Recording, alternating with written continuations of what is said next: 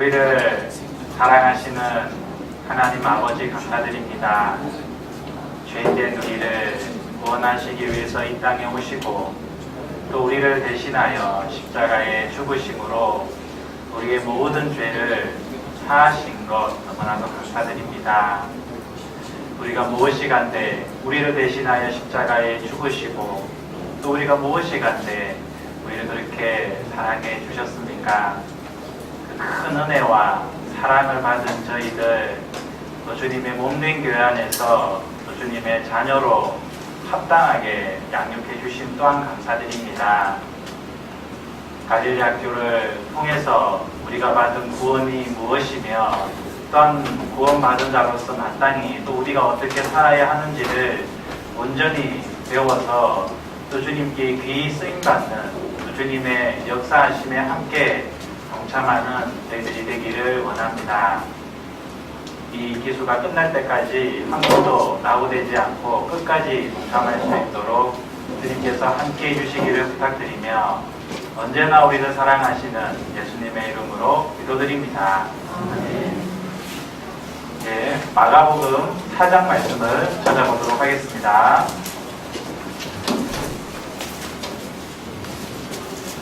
마가복음 4장입니다.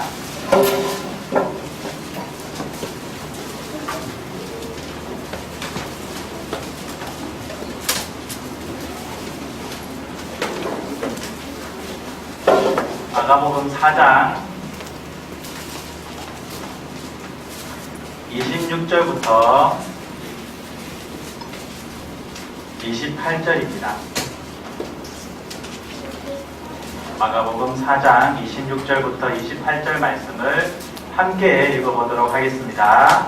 또 가라사대 하나님의 나라는 사람이 씨를 땅에 뿌림과 같으니 저가 밤낮 자고 깨고 하는 중에 씨가 나서 자라되 그 어떻게 된 것을 알지 못하느니라.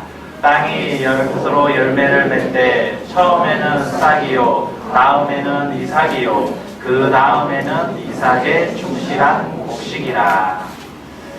오늘 제 2강으로 구원의 3단계와 성령의 임재에 대한 주제로 좀 말씀을 드릴 겁니다. 이렇게 처음 구원받아서 오신 분들은 분명히 집회 말씀을 통해서 온전한 구원, 완전한 구원에 대한 말씀을 듣고 이제 난 천국 갈 수 있다라는 확신을 가졌을 건데요. 오늘 주제를 보면서 조금은 이상하다, 또 구원에도 무슨 3단계가 있나 라고 생각을 아마 하시게 될 건데 말씀을 들어보시면 그것이 어떤 의미를 두는 건지 아시게 되실 겁니다. 그래서 오늘 말씀을 잘 듣는다는 것은 구원받은 내가 앞으로 어떻게 살아가야 되는지에 대해서 그 방향을 또 그 이유를 찾을 수 있는 말씀이기 때문에 특히 잘 들으셨으면 좋겠습니다. 구원의 3단계에 대한 말씀을 이해하시려면 먼저 구원의 의미부터 정확하게 아셔야 됩니다. 구원 받으셨죠? 네, 아마 다 구원 받으신 분에게 오셨을 겁니다. 내가 받은 구원이 도대체 정확하게 어떤 의미인지를 정확하게 아셔야만 구원 받았다는 것이 어떤 의미이고 또 그렇기 때문에 내가 앞으로 어떻게 살아야 되는지를 정확하게 아실 수 있습니다. 그래서 구원의 의미부터 먼저 좀 말씀을 드리도록 하겠습니다. 자, 오늘 주제가 먼저는 구원의 3단계입니다. 이 구원의 3단계를 이해하려면 먼저 구원이 어떤 의미인지를 알아야 이 3단계도 이해할 수가 있습니다. 그래서 이 구원의 의미부터 말씀을 드릴 건데요. 구원받았다라는 것은 예수님이 십자가에 죽으셔서 우리의 모든 죄를 사하셨다. 그래서 내가 이제 지옥이 아니라 천국 갈 수 있다. 라는 그 개념의 이해가 아니라 그것도 포함되어 있지만 그것보다 훨씬 많은 의미를 포함하고 있습니다. 내가 지옥 갈 운명에서 천국 갈 운명으로 바뀌었다라는 것뿐만 아니라 죽었던 내가 살아났다라는 의미를 가집니다. 그래서 구원받았다라는 그 의미 속에는 크게 두 가지 의미가 있습니다. 첫 번째는 뭐냐? 첫 번째는 바로 죄사함을 받았다라는 겁니다. 이사야서 59장을 한번 찾아보도록 하겠습니다. 이사야서 59장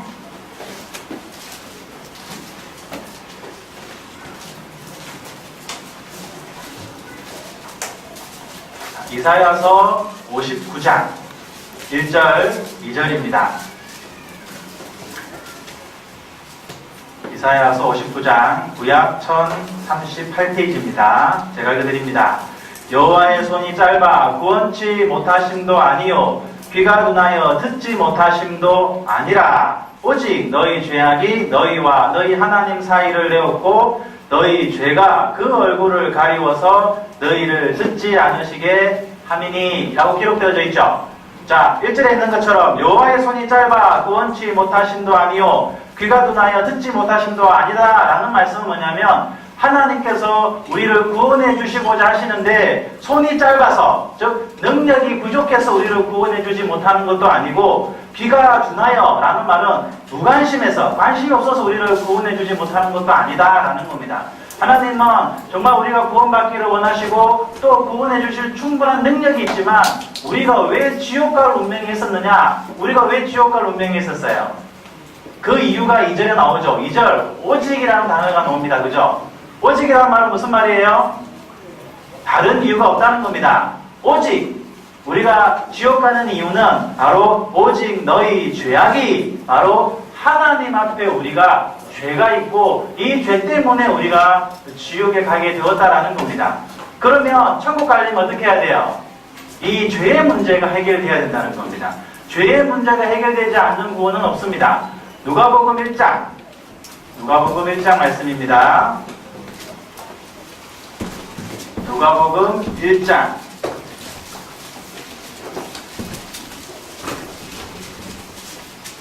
신약 89페이지입니다. 누가복음 1장 77절입니다.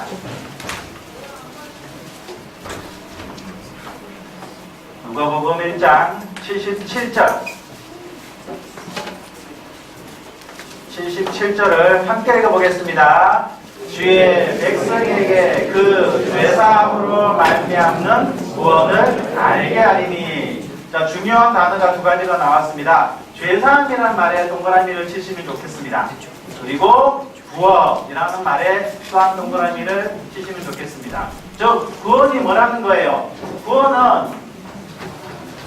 구원이라는 것은 바로 죄사함이다라는 겁니다. 왜냐하면 우리가 지옥에 가게 되는 그 근본적인 이유가 뭐라는 거예요? 죄 때문인데 이 죄사함, 즉 죄가 없어지지 않으면 절대로 구원이 이루어지지 않습니다. 왜냐하면 우리가 지옥 가는 이유가 죄 문제인데 다른 문제가 다 해결됐어요. 근데 이 죄 문제가 해결 안 됐으면요. 사실은 아무것도 해결 안 된 거예요. 다른 문제가 해결되지 못하더라도 이 죄 문제가 해결되면 어때요?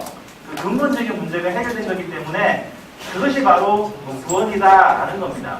그래서 죄사함이 없는 그 어떤 것도 구원이 될 수가 없어요.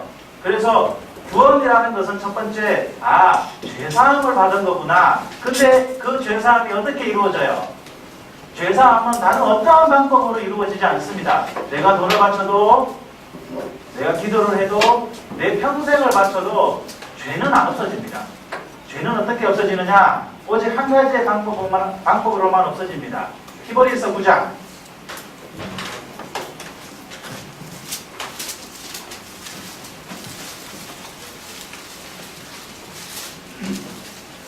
히브리서 9장 22절입니다. 히브리서 9장 22절 함께 읽겠습니다. 율법을 쫓아 그의 모든 물건이 피로써 정결케 되나니 피 흘림이 없은즉 사함이 없느니라. 뭐가 없은즉 사함이 없다고 했어요? 피 흘림이 없은즉 사함이 없다. 죄의 삭은 사망이다 하신 그 법에 의해서 사망을 지불해야 되는데 그 사망을 지불한다는 의미가 뭐냐? 바로 피를 흘린다는 겁니다. 피를 흘리면 사람은 죽습니다. 육체의 생명은 어디 있다고 했어요? 피에 있다고 했습니다. 저 피를 흘린다는 것은 저 사망의 값을 지불한다는 거예요. 자 보세요. 구원은 죄사함이다. 근데 이 죄사함이 어떻게 이루어진다고 했어요? 피 흘림이 없으면 죄사함은 있을 수가 없다라는 겁니다. 피 흘림이 있어야만 죄가 사해진다는 겁니다. 근데 이 피가 우리 피가 아니라 누구의 피로 이 죄가 사했다는 거예요? 우리는 말씀을 통해서 알게 된 게 뭐냐면 바로 예수님의 피로서 우리의 죄가 사해졌다는 것을 알게 된 겁니다. 에베소서 1장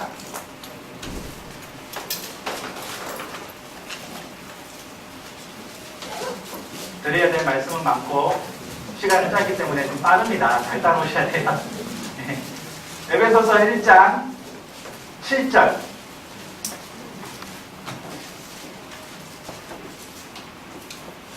에베소서 1장 7절 6절부터 제가 읽어드립니다. 이는 그의 사랑하시는 자 안에서 우리에게 거저 주시는 바 그의 은혜의 영광을 찬미하게 하려는 것이라.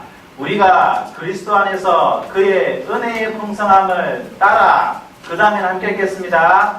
그의 피로 말미암아 구속 곧 죄사함을 받았으니. 여기서 구속이란 말은 우리가 뭐 잘못한 일을 하면 구속당한다. 이 구속이 아니라 구자가 좀 길게 말씀하셔야 돼요.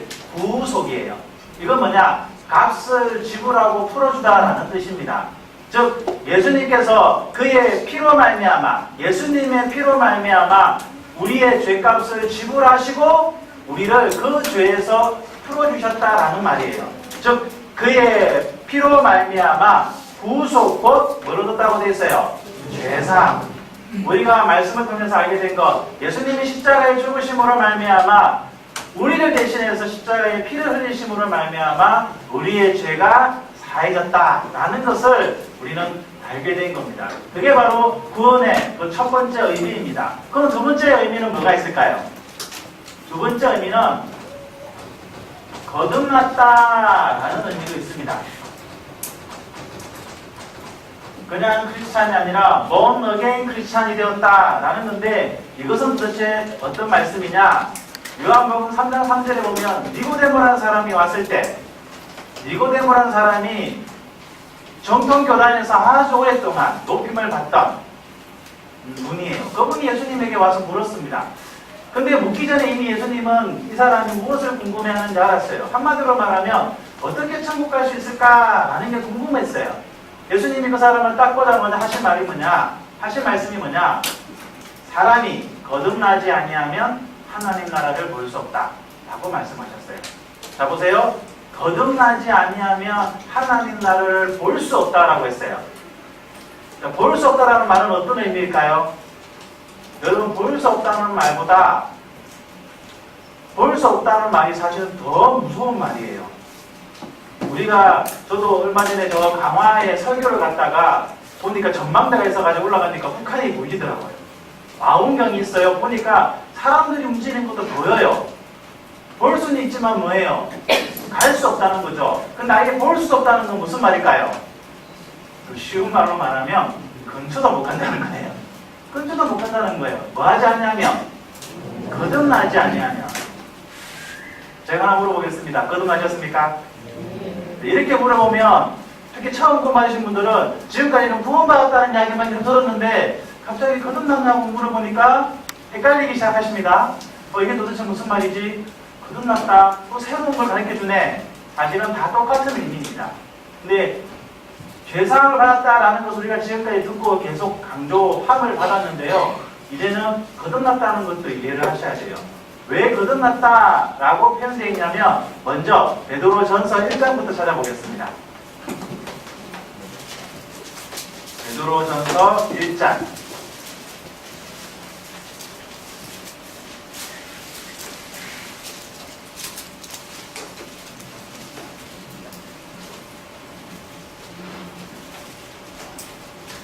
베드로전서 1장 3절 4절입니다.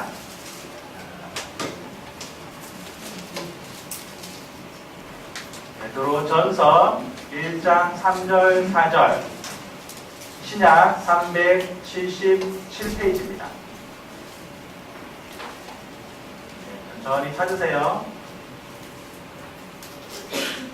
베드로전서 1장 3절 4절 제가 읽어드립니다. 찬송하리로다 우리 주 예수 그리스도의 아버지 하나님이 그 많으신 긍휼대로 예수 그리스도의 죽은 자 가운데서 부활하심으로 말미암아 그 다음에 함께 읽겠습니다. 우리를 거듭나게 하사 산 소망이 있게 하시며 사진은 제가 읽습니다. 썩지 않고 더럽지 않고 쇠하지 아니하는 기업을 있게 하시나니 곧 너희를 위하여 하늘에 간직하신 것이라. 3절 맨 끝에 있는 것처럼 우리를 거듭나게 하사 라고 되어 있죠. 왜 거듭나게 하사? 거듭난다라는 말이 무슨 말입니까? 2번 태어난다는 거죠. 여러분 한 번 태어났죠? 육신으로 다 한 번 태어났습니다. 2번 태어난다는 말은 쉬운 말로 말씀드리면 영적으로 한 번 태어나야 된다라는 표현인데 이것은 무슨 말이냐? 우리가 앞에 들었던 이 죄로 말미암아 사실은 하나님 앞에 우리는 어떤 사람이었을까요? 죽은 사람이에요. 하나님 앞에 이 죄로 말미암아 우리는 죽은 사람이었다는 거죠. 아담이 범죄할 때, 아담이 선악과 따먹을 때 하나님이 뭐라고 말씀하셨어요? 선악과 따먹으면 반드시 죽으리라 했어요. 근데 선악과 따먹고 아담이 죽었어요? 안 죽었어요? 900년 넘게 건실하게 잘 살았어. 그러면 하나님이 실수하신 걸까요? 아니에요. 하나님이 아담이 선악과 따먹기 전에는 하나님과 아담이 연결되어 있었어요. 그래서 아담아 네가 어디 있냐 하면서 아담하고 잘 지냈어. 근데 아담이 범죄하는 순간 하나님과 아담은 단절되어 버린 거예요. 단절된 것이 하나님의 개념에서는 죽은 거예요. 우리 가끔씩 전화기를 들었는데 전화기가 아무 소리가 안 들려. 그건 뭐라고 표현해요? 죽었다라고 표현하죠. 끊어져 있다라는 것이 죽은 거예요. 즉 구원받기 전 모든 사람은 죄인입니다. 그래서 그 죄인인 인간은 하나님과 단절된 상태로 태어나요. 그러니까 하나님 앞에 죽은 사람이죠. 근데 죄의 사함, 죄가 예수님의 피로 말미암아 그 죄가 완전히 사해져 버렸어요. 그럼 죄가 없는 사람은 어떤 사람이에요? 하나님 앞에 다시 살아난 사람이 된다는 거죠. 즉 죄로 말미암아 죽었던 사람이 죄의 사함으로 말미암아 살아났다. 그래서 영적으로 다시 살아난 거예요. 그래서 그것을 거듭났다라고 표현하는 겁니다. 에베소서 2장입니다. 에베소서 2장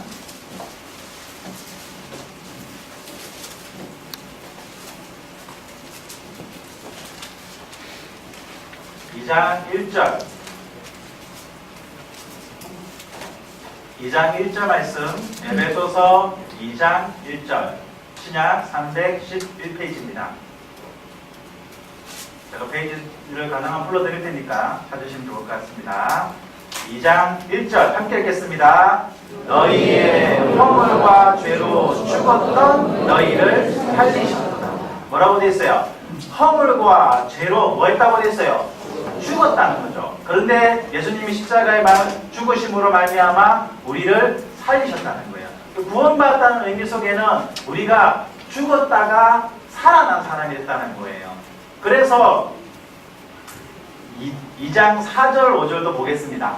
2장 4절 5절 긍휼에 풍성하신 하나님이 우리를 사랑하신 그 큰 사랑을 인하여 5절은 함께 읽어보겠습니다. 허물로 죽은 우리를 그리스도와 함께 살리셨고 너희가 은혜로 구원을 얻은 것이라. 허물로 죽은 우리를 그리스도와 함께 뭐 했다고 되어 있어요? 살리셨다는 겁니다. 자, 그래서 앞으로 보세요. 구원받았다는 의미는 단지 내 죄가 사해져서 내가 이제 천국 갈 운명이 되었다라는 것뿐만 아니라 하나님 앞에 나는 죽은 사람이었는데 다시 살아났다는 거예요. 이제 우리는 산 사람이 된 거예요. 다시 말하면 이건 무슨 말이냐? 한마디로 말하면 이제 구원의 3단계를 설명하려고 여기까지 온 거예요. 한마디로 말하면 뭘 받은 거냐면 우리는 생명을 받은 거라는 거예요. 무슨 말인지 드세요? 생명을 받은 거예요. 그래서 이 생명에는 뭐가 있다는 거예요? 생명에는 첫 번째 탄생이 있다는 거죠. 탄생. 그죠? 구원받았다는 것은 생명을 받았는데 이 생명의 첫 번째 탄생이 있죠. 그래서 우리가 구원받았다 라고 하는 것은 바로 탄생을 의미하는 거예요. 근데 생명은 탄생만 있는 게 아니죠. 뭐가 있어요? 성장이라는 게 있죠. 모든 생명체는 태어나면 성장을 하게 되어 있습니다. 왜 성장을 할까요? 왜 성장을 해요? 사실은 열매를 맺기 위함이에요. 열매를 맺기 위함. 자, 열매를 맺기 위함. 모든 생명체는 탄생이 있고 그 탄생이 성장을 하고 그리고 그 성장하는 목적이 뭐냐면 또 다른 생명을 탄생한다는 거예요. 사람도 잘 생각해보세요. 탄생 있죠? 성장하죠? 그리고 어때요? 또 자손을 번식하죠. 번식한다 이거 표현 이상하네요. 네, 자손을 계속 또 이어갑니다. 그죠? 모든 식물, 동물 다 마찬가지예요. 영혼도 마찬가지인 겁니다. 우리가 구원받은 것이 제가 서두에 말씀드렸듯이 개념적 이해가 아니라 사실은 우리가 영원한 생명을 받은 거예요. 이 생명은 실제며 진짜예요. 우리가 영원히 산다, 하나님과 영원히 있다라는 것은 실제 생명이라는 거예요. 그 생명은 탄생하게 되고 탄생한 생명은 성장을 하게 되고 그 성장은 결국 열매로서 마무리되게 되어 있어요. 이게 바로 구원의 3단계를 의미합니다. 이것을 간단하게 표로 만들어서 설명을 드리면 이래요. 구원의 3단계. 그래서 본문 말씀에 싹, 이삭, 복식으로 설명이 되어져 있고 싹은 생명의 시작. 그래서 과거형으로 표현되어 있습니다. 구원을 얻었다, 이미 받았다 이렇게 표현되어 있어요. 그게 바로 영혼 구원입니다. 여러분들이 전도집회 때 마지막 날 듣는 말씀은 바로 여러분의 영혼이 죄인에서 의인되었다, 여러분이 영원한 지옥에 갈 운명에서 천국에 가게 되었다라는 이 첫 번째 말씀을 주로 듣습니다. 그 옆에 칭의라는 말은 뭐냐면 이제 죄인이 아니라 의롭다고 여러분을 하나님이 칭해준다는 거예요. 그래서 이것은 죄의 형벌로부터의 구원입니다.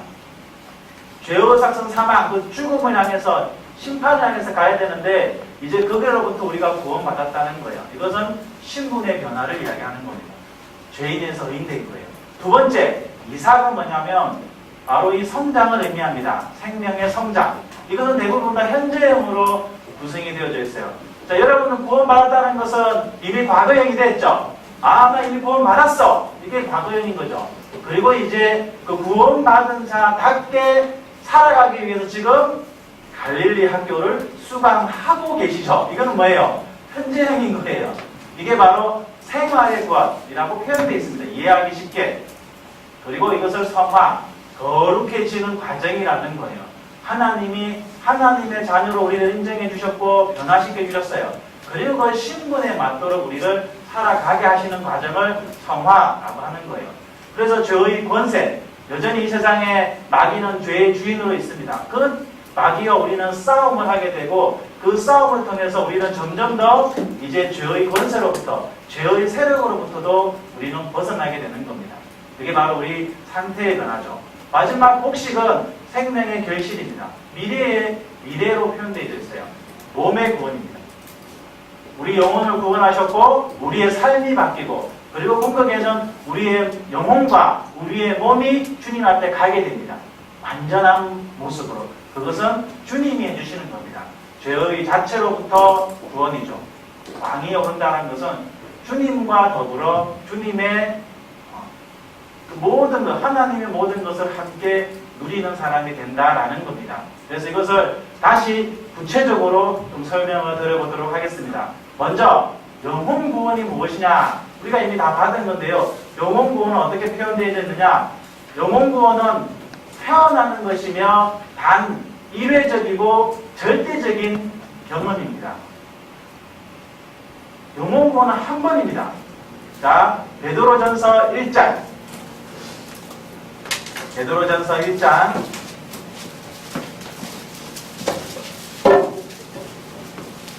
베드로전서 1장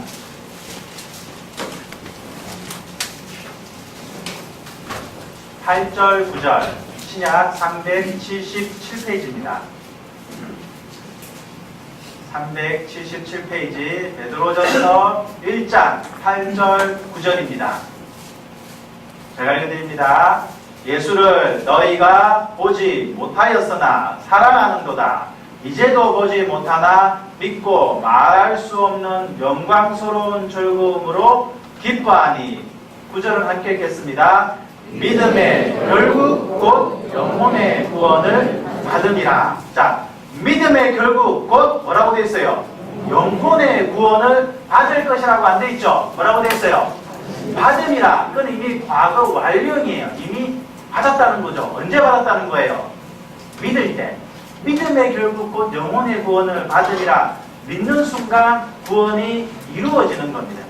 그래서 이 구원은 하나님께서 우리에게 주신 거예요. 로마서 3장 말씀을 찾아보도록 하겠습니다. 로마서 3장.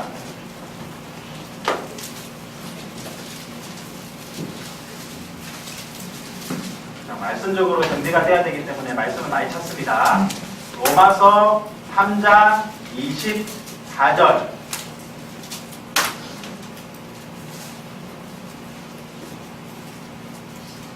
로마서 3장 24절. 신약 243페이지입니다. 243페이지. 로마서 3장 24절. 제가 읽어드리겠습니다. 그리스도 예수 안에 있는 구속으로 말미암아 하나님의 은혜로 값없이 의롭다 하심을 뭐라고 되어 있어요? 얻은 자 되었느니라. 얻을 자가 아니에요. 자 보세요. 이 한 단어로 천국과 지옥이 나뉩니다. 얻을 자 해버리면 어때요? 지옥이에요. 지옥. 얻은 자, 이미 얻은 자. 예수님이 십자가의 죽으심으로 말미암아 우리의 죄를 다 사해 주셨다는 것을 이미 인정하고 받아들인 자. 그래서 여기 보면 하나님의 은혜로 값없이 의롭다. 이게 칭의입니다. 이게 화면에 보신 매니에 칭의라고 되어 있죠. 의롭다 하심. 이게 칭의예요. 의롭다 하심을 얻은 자. 이미 우리는 얻은 자가 된 겁니다. 뿐만 아니라 에베소서 2장으로 가보겠습니다. 조금 더 뒤로 가보시면 에베소서 2장. 에베소서 2장 8절 311페이지입니다. 신약 311페이지. 에베소서 2장 8절 9절입니다.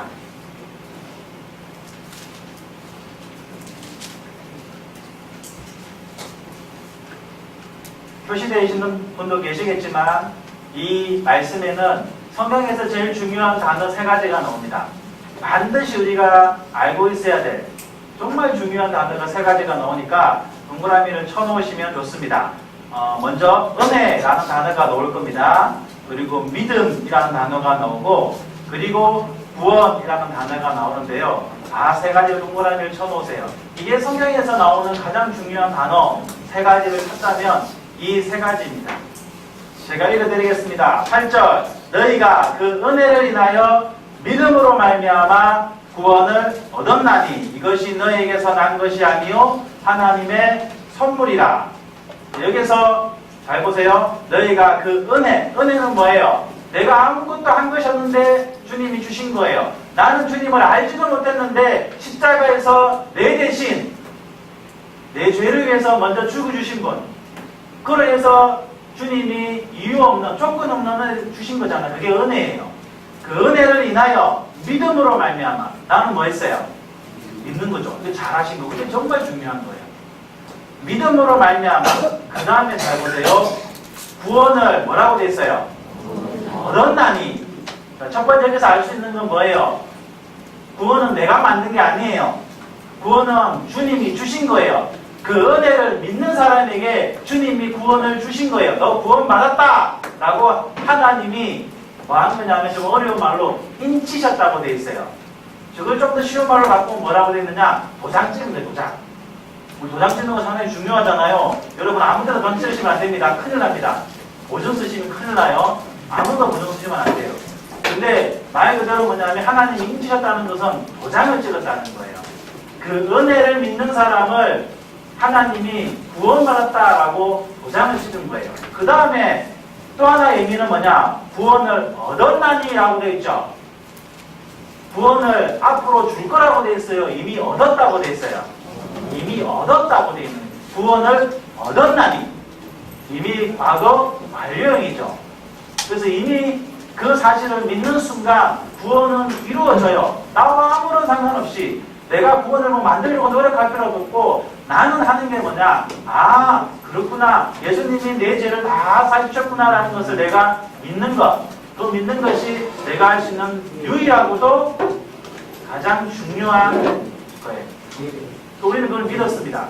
그로 인해서 내가 하나님이 주시는 구원을 받은 거예요. 은혜, 잘 보세요. 은혜, 믿음. 따라 안 해도 잘 따라 하시네요.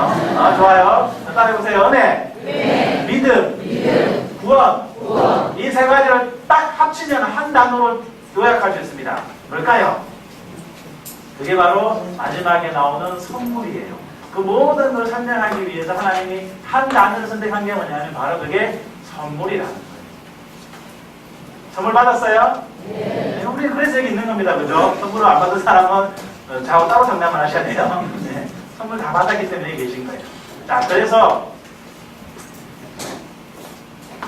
이 첫 번째 이 구원의 의미는 뭐냐면 바로 내가 영혼 구원을 받았다는 이 의미는 뭐냐면 이미 이루어진 사건이라는 거예요.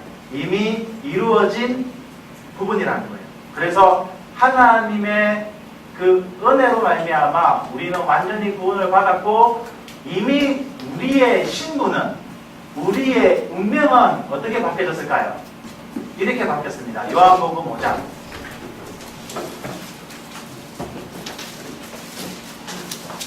요한복음 5장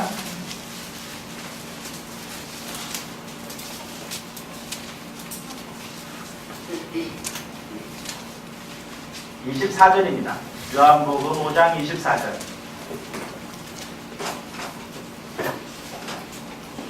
요한복음 5장 24절. 신약 150페이지입니다. 제가 읽어드립니다.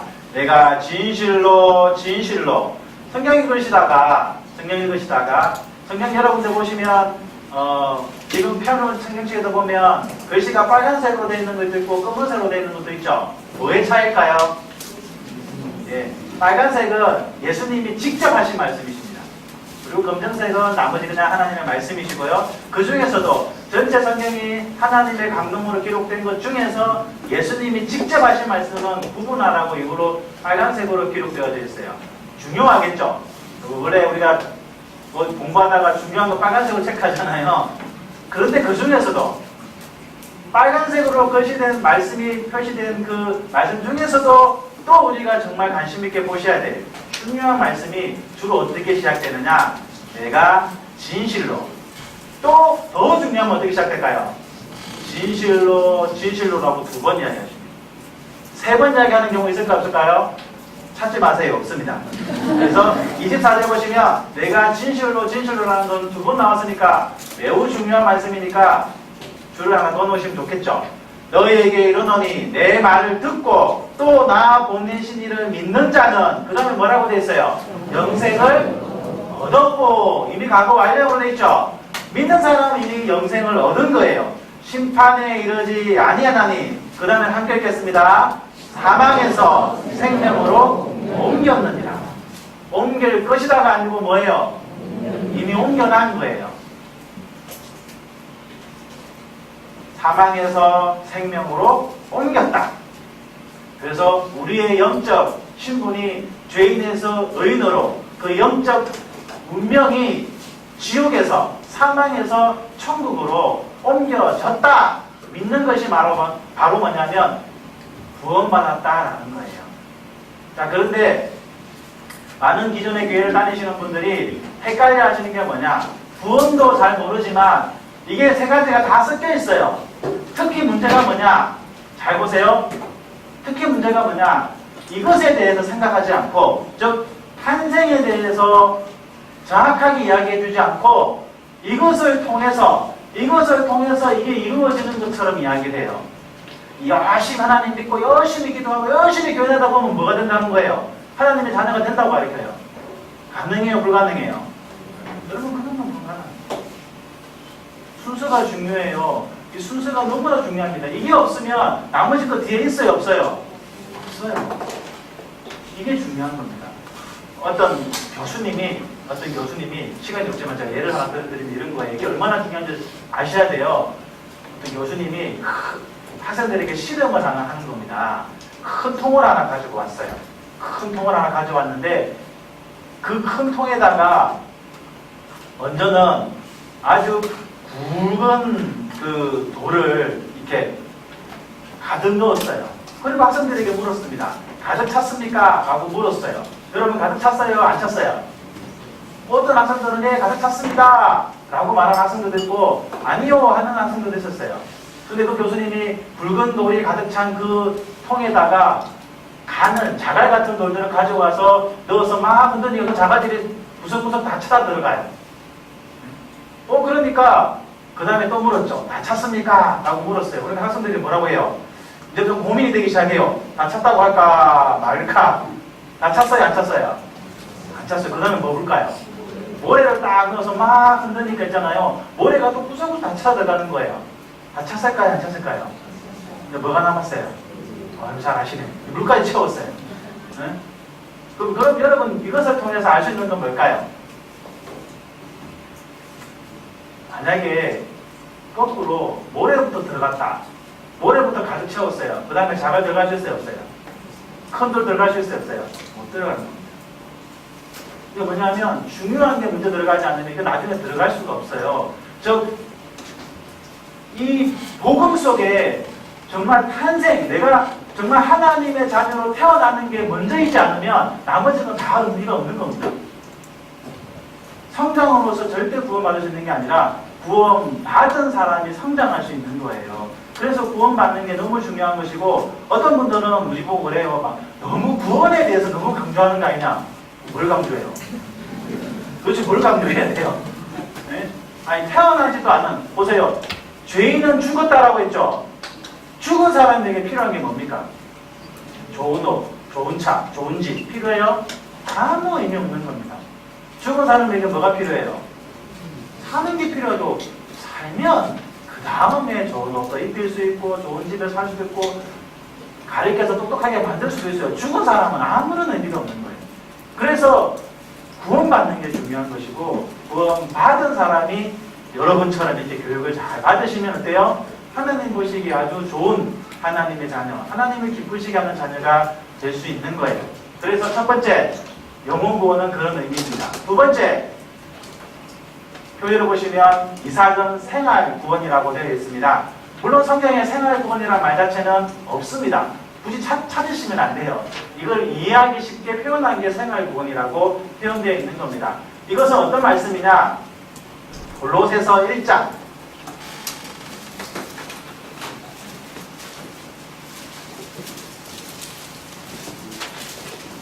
골로새서 1장 6절 골로새서 1장 6절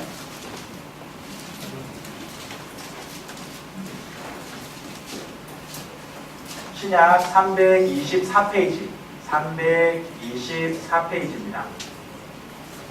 골로새서 1장 6절 신약 324페이지 골로새서 1장 6절 제가 읽어드립니다. 이 복음이 이미 너희에게 이름에 너희가 듣고 참으로 하나님의 은혜를 깨달은 날 이게 무슨 거예요? 이게 구원받은 거예요. 그죠? 은혜를 깨달은 날 끝이 아니죠. 그때부터가 있죠. 그게 뭐예요? 깨달은 날부터 너희 중에서와 같이 또한 온 천하에서도 열매를 맺어 자라는도다. 자, 깨달았고 여러분이 탄생했다. 끝이 아니라 뭐예요? 탄생한 날부터 뭐가 이루어져요? 성장이 이루어지는 것처럼 탄생한 날부터 열매를 맺어 자라는도다. 즉 열매를 맺기 위해서 뭐 한다는 거예요? 자라난다는 게 자라난다는 거. 그것이 바로 생활의 구원, 성화입니다. 점점 하나님의 자녀답게 하나님이 바꿔주신 신분에 걸맞게 삶이 변화되어야 된다는 겁니다. 그런데 이거 하나 이거 기억하고 가세요. 우리 구원받으신 분들의 이 단점이라면 단점. 구원은 어떻게 받았어요? 쉬운 말로 공짜로 받았어요. 그죠? 근데 신앙생활은 공짜로 될까요? 안 될까요? 그러니까 구원은 공짜입니다. 구원은 그저 주신 하나님의 은혜입니다. 계속 듣다 보니까 생활도 공짜로 되는 줄 알아. 삶의 변화도 그냥 되는 줄 알아. 아니, 물론 하나님의 도우심이 반드시 필요한데요. 마지막에 성령의 임재에 대한 말씀을 할 때 좀 말씀을 드릴 건데요. 하나님의 도우심이 필요하지만 구원받을 때는, 구원받기 위해서는 나는 믿는 거 말고는 아무것도 할 게 없어. 그런데 구원받고 난 이후에는 하나님의 도우심과 나의 노력이 함께하는 겁니다. 그래서 내가 주님의 자녀로서 바르게 성장하고 또 주님이 주신 그 구원에 합당한 삶으로 변화되기 위해서는 노력이 필요한 거예요. 지금은 여러분들이 그 노력을 하고 계신 거예요. 왜? 졸림에도 불구하고 그 졸림을 참아가면서 말씀을 듣고 깨닫고 계시기 때문에 그게 노력하시는 거잖아요. 여러분 뭐 사실 이 시간이 말씀 듣는 게 제일 힘들거든요. 밥 먹고 오후에 말씀하는 저도 힘들어요. 사실 힘든 거예요. 근데 노력이 필요하죠. 물론 앞으로 더 많은 어려움이 있을 수 있습니다. 그러나 그 과정들이 반드시 필요하다는 거예요. 심지어 막 그렇게 노력하려다 보니까 이것도 만나요. 뭘 만나는 줄 아세요? 이건 미리 말씀드리는 겁니다. 반드시 이거 만나게 되고 만나야 돼요. 그가 안 만나는 게 이상한 거지 만나는 게 이상한 게 아니에요. 뭘 만나느냐? 내가 구원받았다 하고 기쁜 마음으로 이제 말씀도 듣고 생활을 하는데 생활을 하다 보니까 점점 뭐냐? 내가 진짜 나쁜 죄인인 걸 깨닫게 돼요. 왜요? 그동안에는 괜찮다고 생각했던 것들이 구원받고 난 이후에 점점 어때요? 이게 양심이 밝아져요. 그러면서 작은 것에서도 내가 자꾸 죄로 느껴요. 그러다 보니까 구원받기 전보다 구원받고 난 이후에 와 내가 신앙생활 해보면 해볼수록 어때요? 내가 진짜 나쁜 사람이구나라는 것을 깨닫게 돼요. 근데 어떤 사람은 그걸 깨달아서 그렇게 넘어가는 사람이 있어요. 어떻게? 와 그래 내가 구원 안 받았는가 보다 이렇게 넘어가는 사람이 있어요. 그거 잘못하는 거예요. 죄를 깨달을수록 뭘 생각해야 돼요? 와 이런 죄인을 용서하신 주님의 은혜를 생각해야 되는 거예요. 주님은 이미 모든 걸 알아요. 그래서 그거를 교리적으로 뭐라고 표현하냐? 각성된 양심을 가지게 된다는 거예요. 왜?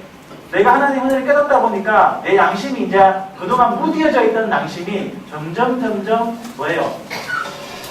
각성이 돼요. 아시죠? 그러다 보니까 작은 것에도 이제 반응을 하게 된다는 거죠. 그러다 보니까 내가 옛날에는 막 욕했는데 시원했어.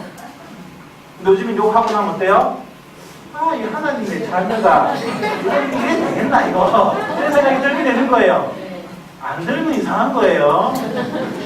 근데 그것을 물론 양심의 가책이 느끼죠. 아 내가 왜 이렇게밖에 안 되지? 왜 내가 구원받는다 한데도 내가 이거밖에 안 되지라고 스스로 생각하고 그럼에도 불구하고 나를 구원해 주신 주님의 은혜를 붙들고 살아가야 되는데 자꾸 자기를 마귀는 어때요? 자꾸 죄를 짓게 해요.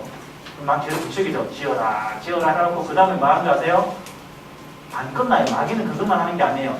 마귀는 죄를 지어라 하고 죄를 딱 지으면요. 그 다음에는 죄의식을 줘요. 야, 너 그렇게 죄 지었는데 네가 무슨 하나님의 아들이냐? 야, 너 그렇게 죄 지었는데 천국 갈 수 있어? 라고 죄의식을 줘요. 죄의식은 절대로 하나님이 주는 게 아니에요. 그거 좋은 거 아니에요. 물론 죄 짓고 죄의식도 없으면 그것도 문제겠지만 그것을 하나님의 은혜를 향한 죄의식이어야 돼요. 아, 정말 나는 더러운 존재구나. 나는 정말 악한 존재구나. 이렇게 더럽고 악한 존재를 위해서 예수님이 십자가에 죽어주셨구나. 너무 감사하다. 그리고 그 은혜를 붙들어야지 내 죄의식을 붙들면 안 돼요. 그러면 마귀한테 잘못하면 잡혀갑니다. 빌립보서 우리가 구원받았다 하면 특히 기존에 교회 다니시는 분들은 이 말씀을 갑자기 이야기하면서 너 구원받았다는 말이 틀린 거야 라고 이야기하는데 빌립보서 2장 12절입니다. 신약 320페이지. 혹시 이제 기존에 교회 다니시는 분들이 나 말씀 듣고 구원받았어 하면 옆에 계신 분들이 특히 좀 말씀을 아신다는 분은 이 말씀을 딱 보여주면서 야 구원받았다는 거 그거 교만한 거야 라고 이야기를 해요. 그게 바로 어떤 말씀이냐 2장 12절입니다. 보세요. 12절 그러므로 나의 사랑하는 자들아 너희가 나 있을 때뿐 아니라 더욱 지금 나 없을 때에도 항상 복종하여 두렵고 떨림으로 뭐라고 돼 있어요? 자 구원을 이루라고 했지 않냐. 근데 뭐 구원을 받았다고 해 그거 교만한 거라고 이야기를 합니다. 맞아요 틀려요? 자 이게 어떤 의미인지를 잘 아셔야 돼요. 자 빌립보서 자체가 뭐냐면 구원받은 빌립보 교회에게 보낸 편지예요. 그리고 12절에 뭐라고 되어 있어요? 그러므로 나의 사랑하는 자들아. 사랑하는 자들. 누구 이야기할까요? 구원받은 사람에게 말하는 거예요. 말씀을 보다 보면 또 하나의 팁을 드릴게요. 너희에게 하는 말씀이 있어요. 그거는 보통 절대적이지 않지만 대부분의 경우 구원받은 사람에게 한 말이에요. 저희에게 하면 뭐예요? 그거는 구원 안 받은 사람들에게 하는 말일 때가 많아요. 자, 나의 사랑하는 자들아 라고 한 말씀 뭐냐면 바로 구원받은 사람에게. 자, 너희가 구원받았지 않냐? 그러니까 나 있을 때뿐만 아니라 더욱 지금 나 없을 때에도 항상 복종하여 두렵고 떨림으로 너희 구원을 이루라 라는 말은 뭐냐면 바로 그 구원에 합당한 삶으로 변해가라 하는 말이에요. 이미 구원을 받았으니까 그 구원에 맞는 삶으로 변해가는 것이 맞다라는 겁니다. 베드로전서 3장 베드로전서 3장 21절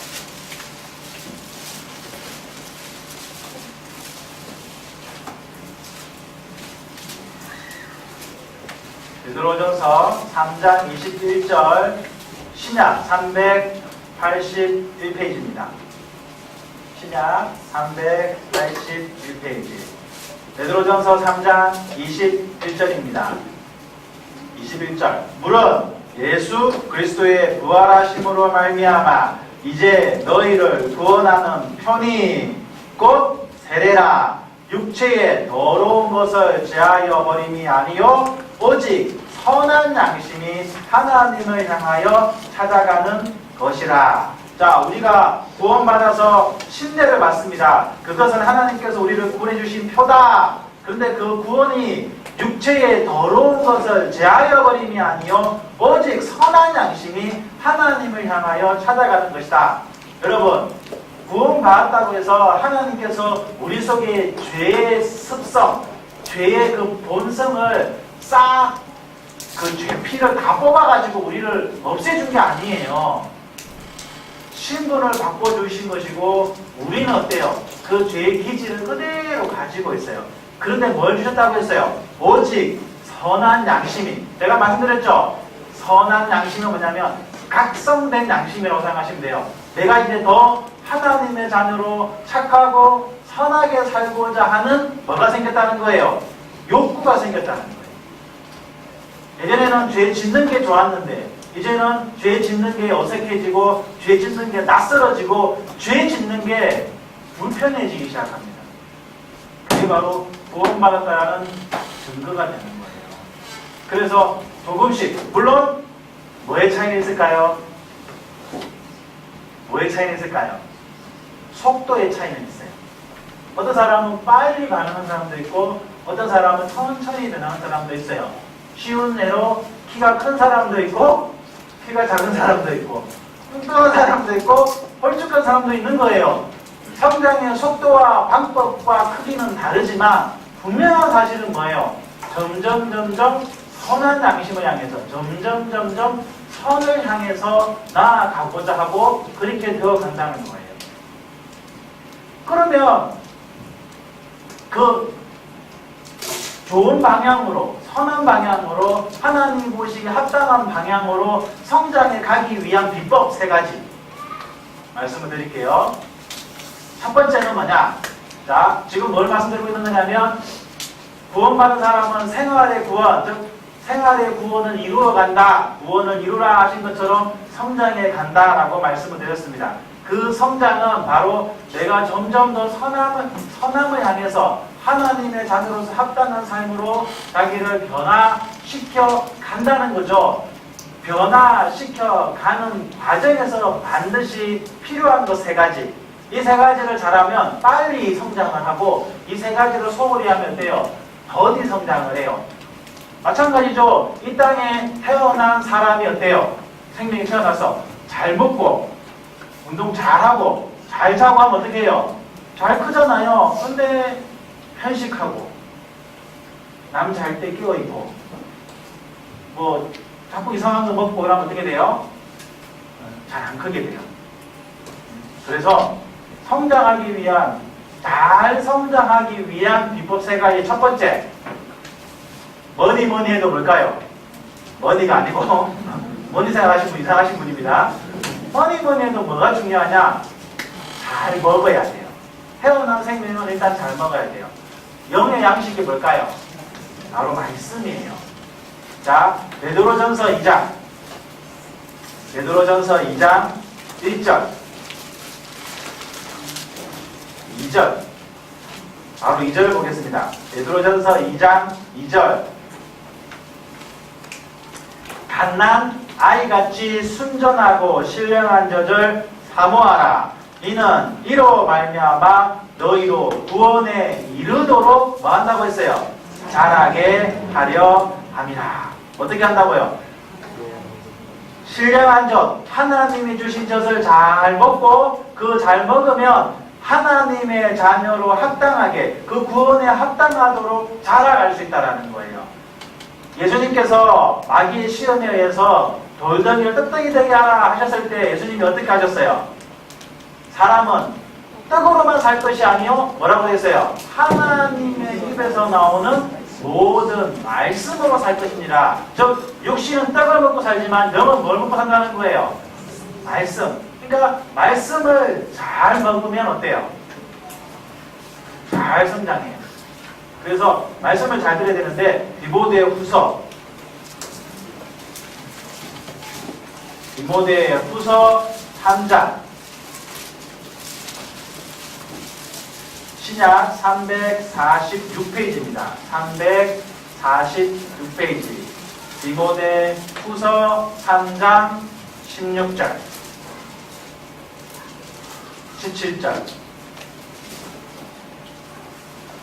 3장 16절 17절 제가 읽어드리겠습니다. 모든 성경은 하나님의 감동으로 된 것으로 교훈과 책망과 바르게 함과 의로 교육하기에 유익하니 이는 하나님의 사람으로 온전케 하며 모든 선한 일을 행하기에 온전케 하려 함이니라 라고 되어 있죠.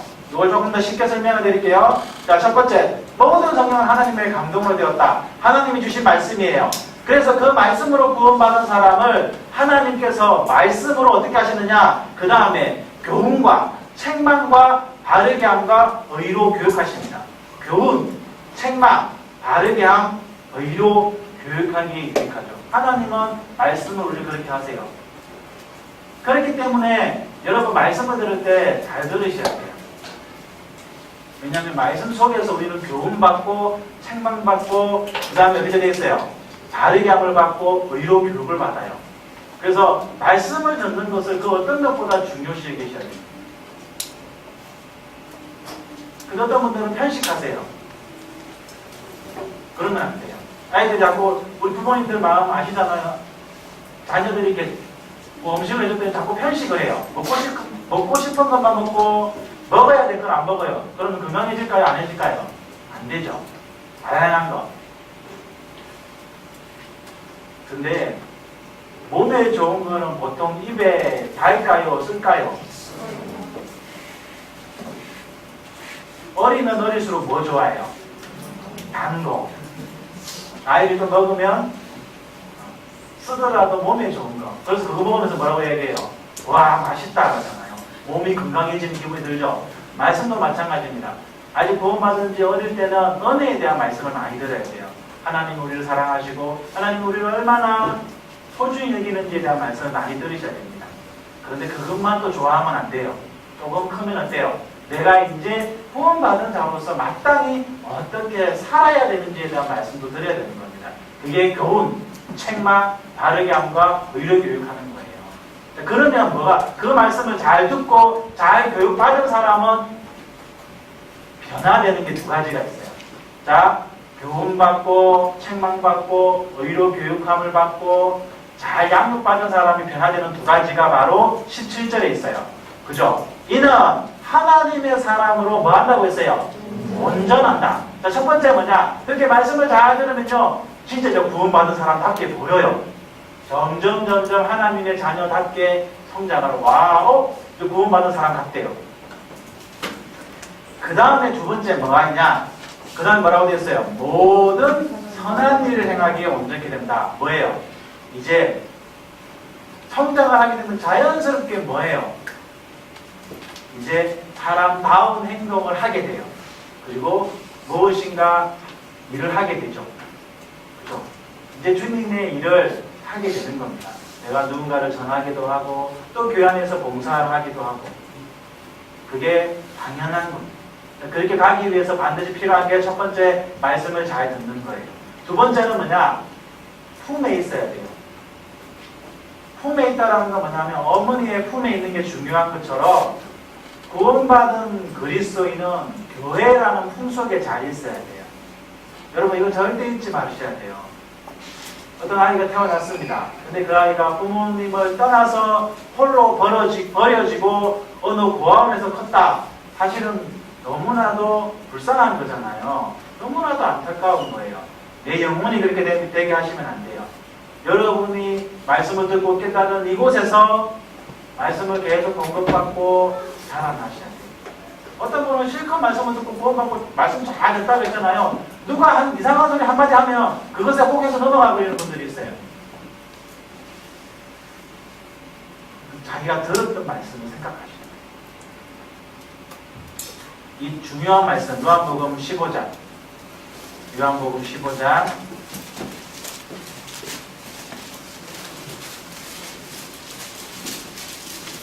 요한복음 15장 3절.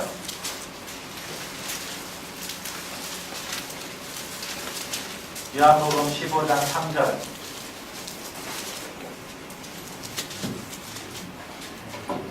신약 174페이지.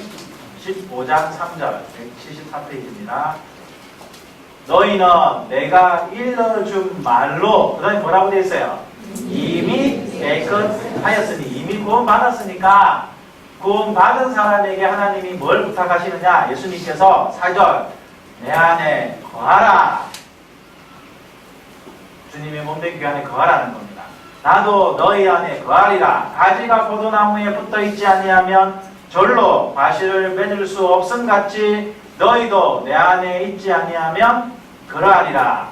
나는 포도나무요 너희는 가지니 저가 내 안에 내가 저 안에 있으면 이 사람은 과실을 많이 맺나니. 그 다음에 함께 읽겠습니다. 나를 떠나서는 너희가 아무것도 할 수 없습니다. 그 말씀은 줄을 딱 꺼놓으세요. 나를 떠나서는 너희가 아무것도 할 수 없습니다. 이게 중요합니다. 잘 보세요. 이 말씀을 자세히 보시면 나를 떠나서는 너희가 못하는 것도 있다 라고 하신 게 아니죠. 뭐라고 되어 있어요? 아무것도 할 수 없다는 거예요. 여러분 말씀에서 떨어지고 교회에서 떨어지면요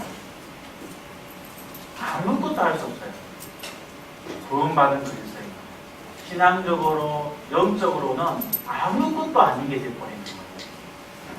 구원받았는데 교제를 떨어지고 말씀을 떨어진 사람은 그 사람의 모든 인생은 하나님 앞에 뭐가 되냐? 아무것도 아닌 인생이 돼요. 그 너무 사실은 슬픈 겁니다. 그렇죠? 우리가 말씀 안에, 교회 안에, 교제 안에 있을 때 우리의 삶은 가치를 가지고 그리고 그 안에서 주님은 우리의 삶을, 우리의 마음을 변화시켜 가십니다. 우리는 끝까지 붙어 있어야 돼요. 자, 잘 성장하기 위한 비법 두 가지를 말씀드렸습니다. 첫 번째는 젖을 사모하라. 잘 먹어야 된다. 두 번째는 그 엄마의 품에 있어야 된다. 품에 있어라. 그게 바로 교회다. 라고 말씀을 드렸어요.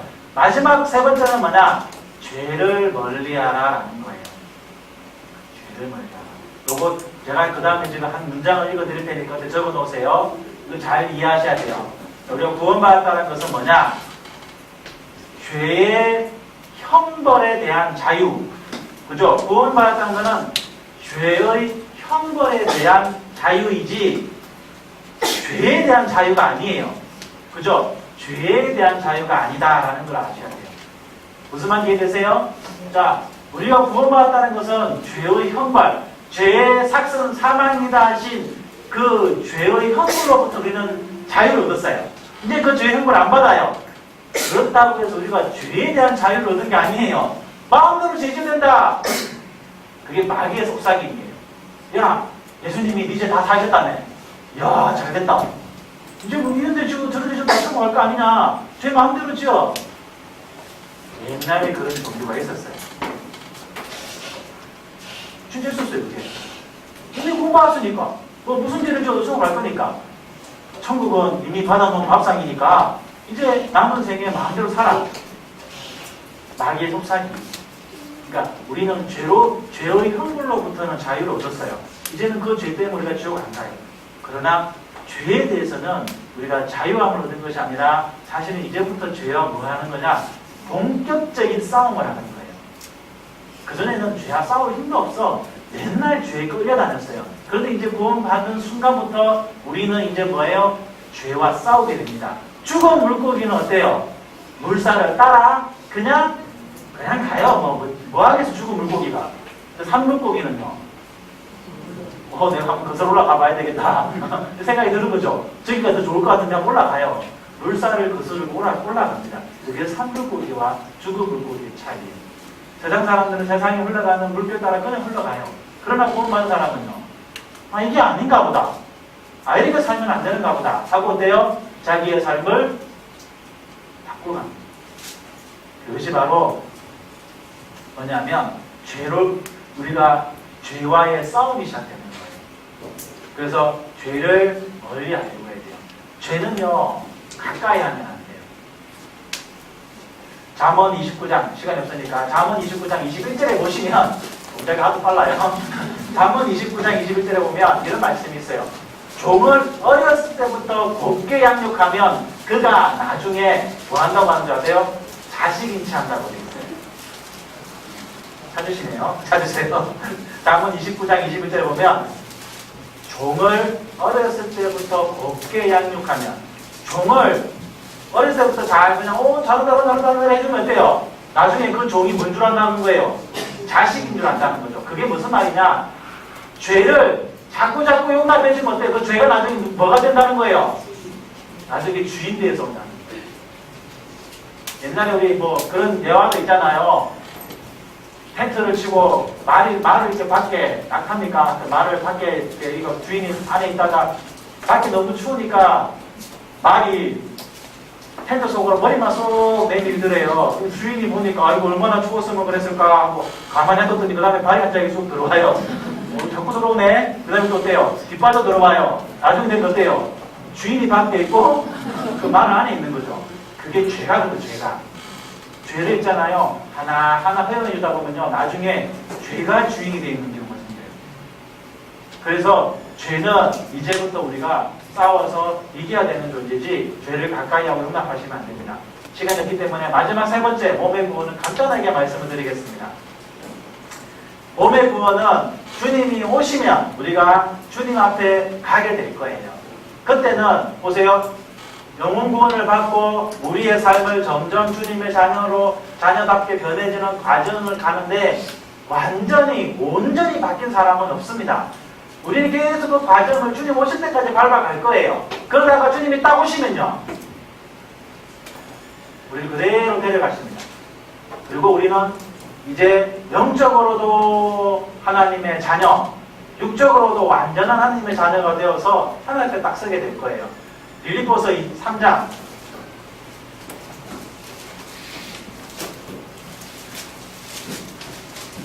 빌립보서 3장 20절 빌립보서 3장 20절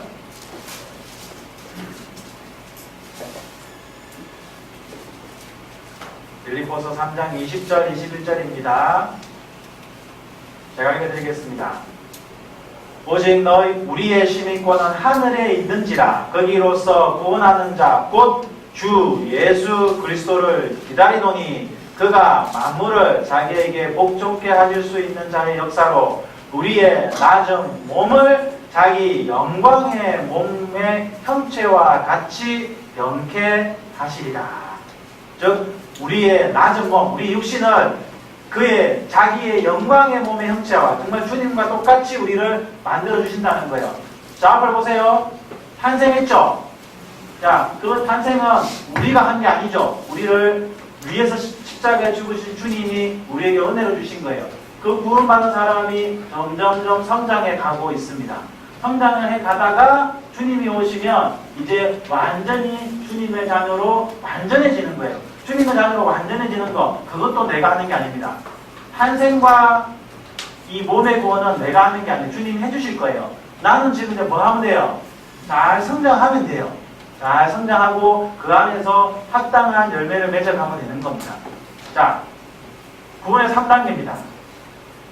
구원받아서 그리고 그 구원받은 자답게 삶을 바꿔가고 성장시켜가고 죄와 싸우는 그 과정, 그리고 그러다가 주님이 오시면 우리를 완전한 하나님의 자녀로 이제 신분뿐만 아니라 우리의 몸까지를 완전히 바꿔가셔서 우리가 이제 천국에 가게 되는 그것이 바로 구원의 3단계.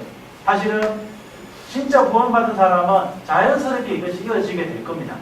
그래서 앞으로 내가 말씀 속에서 잘 성장하는 3단계 말씀드렸죠. 말씀 속에서 교제 속에서 잘 양육받고 잘 배워서 죄와 싸워서 이기시면 됩니다. 그리고 오늘 주제가 하나 더 있죠. 뭐예요? 성령의 임재입니다. 잘 보세요. 내가 구원받고 성장하고 결국에는 주님 앞에 가는 그 모든 것에서 나를 도와주시고 나와 함께 해주시는 분이 바로 하나님이신데 그게 바로 성령으로 나와 함께 하신다는 거예요. 나와 함께 해주시는 하나님이 바로 성령입니다. 한 말씀만 찾고 정리하고 마치겠습니다. 요한복음 14장. 요한복음 14장.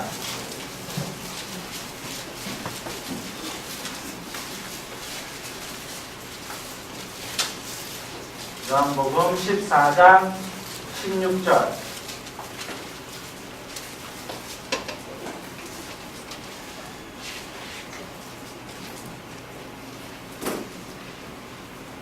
제가 해드리겠습니다. 내가 아버지께 구하겠으니 그가 또 다른 보혜사, 이 보혜사는 뭐냐면 지키고 은혜를 베풀어주는 스승, 성령의 또 다른 이름이기도 합니다. 보혜사를 너희에게 주사 영원토록 너희와 함께 있게 하시리니 저는 진리의 영이라 세상은 능히 저를 받지 못하나니 이는 저를 보지도 못하고 알지도 못함이라. 그러나 너희는 저를 아나니 저는 뭐라고 되어 있어요? 너희와 함께 거하시며 또 너희 속에 계시겠습니다. 자, 성령이 우리와 함께 해주실 겁니다. 성령은 우리를 구원받게 하셨습니다. 구원받을 때 도와주셨어요. 그리고 우리가 살아가는 신앙생활 속에서도 그 성령이 우리를 도와주실 겁니다. 그리고 지키실 겁니다. 그리고 주님 앞에 결국에는 서게 하실 겁니다. 나도 노력해야 되겠지만 그 도우심이 분명히 있습니다. 그 도우시는 자, 하나님의 도우심이 우리와 함께한다. 이게 바로 성령이 그렇게 하신다는 거예요. 성령이 있는 걸 어떻게 할까요? 성령이 있는 걸 어떻게 할까요? 성령이 있는 것은 알 수 있는 방법은 딱 한 개밖에 없습니다. 뭘까요? 성령이 있다는 것은 믿음으로만 할 수 있어요. 방법이 없어요. 저보고 보여달라고 제가 할 방법이 없어요. 근데 믿는 자에게는 그 성령이 함께한다는 것을 느낄 수가 있습니다. 여러분, 우리가 구원받았다, 뭐로 됐다고 했어요? 이 사실을 믿잖아요. 믿는 자는 구원을 주님이 주신 거거든요. 그것처럼 성령 또한 내가 나와 함께한다는 걸 믿어야 됩니다. 믿는 자에게 주님이 함께 주셔요. 자, 그러면 성령이 나와 함께한다는 걸 믿는 사람이 반드시 해야 되는 것. 자, 성령은 하나님이십니다. 성부, 성자, 성령의 하나님. 그 성령의 하나님이 나와 함께한다. 그럼 나는 뭐가 돼요? 오늘 대학로에서 말씀 들었죠? 뭐가 돼요? 성정이 되는 거예요. 성령이 나와 함께한다는 걸 믿으면 당연히 내가 뭐가 되냐면 성전이 된다는 걸 믿어야 돼요. 그러면 성전이 가장 중요하게 여겨야 될 것. 성전에서 가장 중요한 건 뭐냐? 바로 거룩입니다. 거룩입니다. 왜냐하면 성전에는 깨끗한 것, 양도 흠없는 양이 들어야 되고 제사장도 흠없는 사람이어야 되고 깨끗해야 돼요. 그 말은 뭐냐? 바로 거룩을 얘기하는 겁니다. 주님이 함께하기 위해서 반드시 필요한 건 뭐냐? 거룩입니다. 거룩은 뭐예요? 이미 내가 하나님 앞에 거룩함을 얻었지만 우리는 또 삶에서 뭐 해야 되냐면 그 죄와 싸워야 된다. 싸워야 돼. 죄를 이겨나가야 되고 죄에서 우리는 분리되어야 됩니다. 그래야만 주님이 나와도 함께 하십니다. 내 속에 있는 성령은 무엇에 따라 역사하느냐? 내가 그분을 얼마나 믿느냐라는 것과 내가 얼마나 거룩해지느냐에 따릅니다. 무슨 말인지 이해되죠? 주님이 나한테 내 속에 구원받은 사람에게 성령은 들어와 계신데 그 성령이 그 존재를 어떻게 드러내고 얼마나 그 성령의 역사하심이 나를 통해 나타나느냐는 내가 얼마나 믿느냐와 그리고 내가 얼마나 거룩해지느냐, 깨끗해지느냐의 문제예요. 그렇게 되면 반드시 그 주님의 역사하심을 느끼게 돼요. 아, 주님이 계셨구나. 아, 주님이 인도하심이 있었구나라는 것을 반드시 느끼게 됩니다. 기도하겠습니다.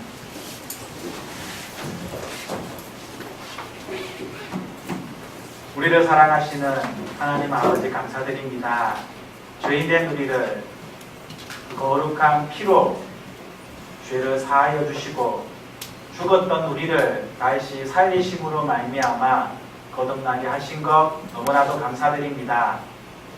그로 인해서 우리가 이 주님의 몸된 교회 안에서 이제 주님의 자녀로 양육해 주심 또한 감사드립니다.